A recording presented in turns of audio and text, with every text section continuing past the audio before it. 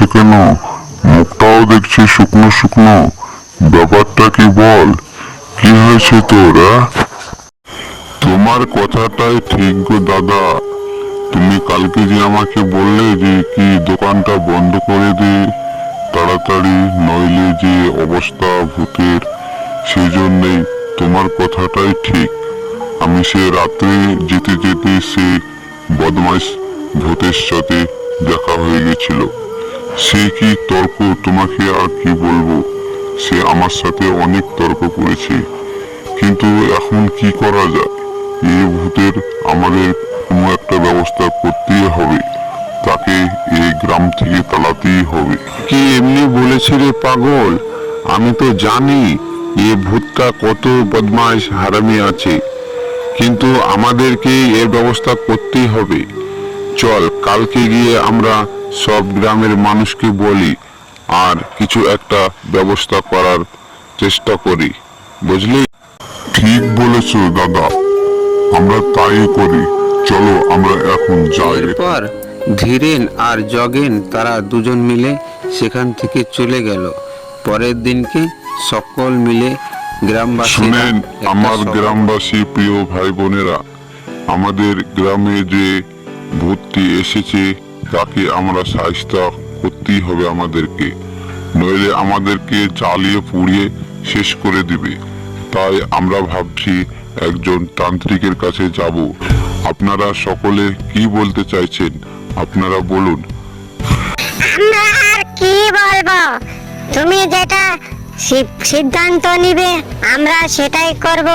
আমাদেরকে তো অনেক জ্বালাচ্ছে সে ভর্তি, তো তুমি যেটা ভালো মনে করো সেটা করো বাবা। তুমি জ্ঞানী মানুষ, তুমি যেটা করবে গ্রামবাসী আমরা কথা সেটাই মেনে শুনে নেব। জগেন এবং ধীরেন তারা দুজন মিলে সে চলে গেল তান্ত্রিকের কাছে। যাওয়ার পরে তান্ত্রিক দেখে তাদেরকে বলল, আরে নিরঞ্জন, তোমরা কি করতে এসছো আমি সব জানি, তবুও আমি তোমাদের মুখ থেকে শুনতে চাই বৎসরা। তুমি বলো কি বলতে চাইছো, তোমরা বলো। মহারাজ, ভুল হলে আমাদেরকে ক্ষমা করবেন। আমি আপনাদের সামনে আমরা এসেছি, আমরা অনেক বড় বিপদে আছি মহারাজ। কি বিপদ তোমরা বলো নির্ভয়ে। আমার কাছে কোনো ভয় নেই, ডর নেই, কিচ্ছু নেই। তোমাদের বিপদের কথা তোমরা নির্ভয়ে বলতে পারো। বলো কি বলবো মহারাজ।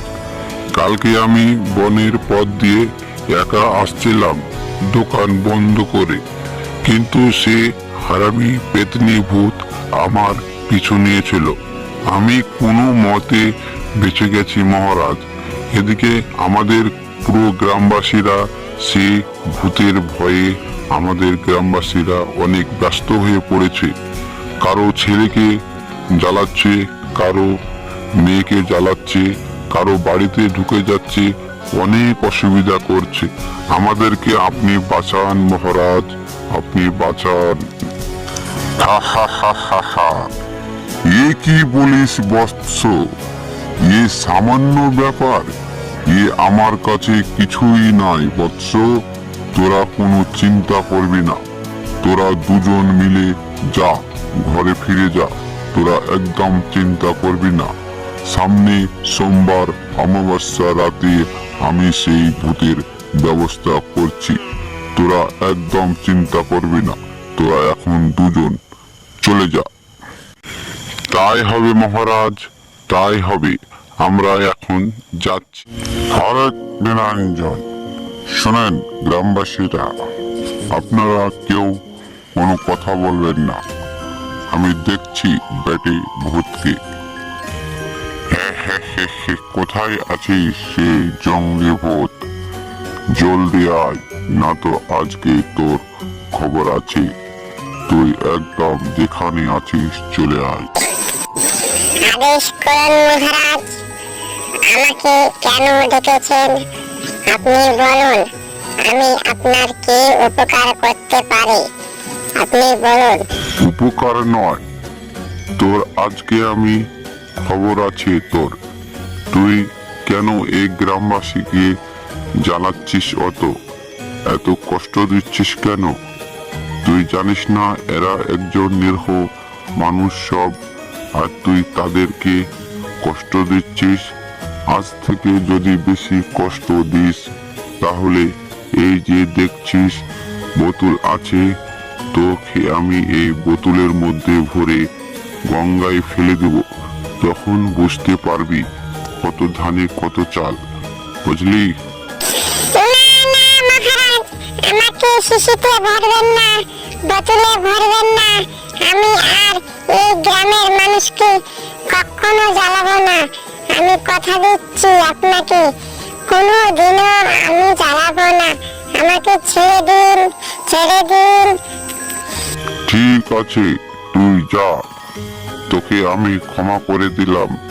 কিন্তু পরের সময় যদি আমি এই গ্রামে বা এই চত্বরে তোকে আমি দেখি, তাহলে কিন্তু তোর আর রেহাই থাকবে না, বুঝলি? ঠিক আছে মহারাজ, ঠিক আছে। আমাকে আর কোনোদিনও এই জঙ্গলে, এই মহল্লায় এবং এই গ্রামে দেখতে পাবে না। আমি এখন যাচ্ছি মহারাজ। যা, তোকে আমি ক্ষমা করে দিলাম।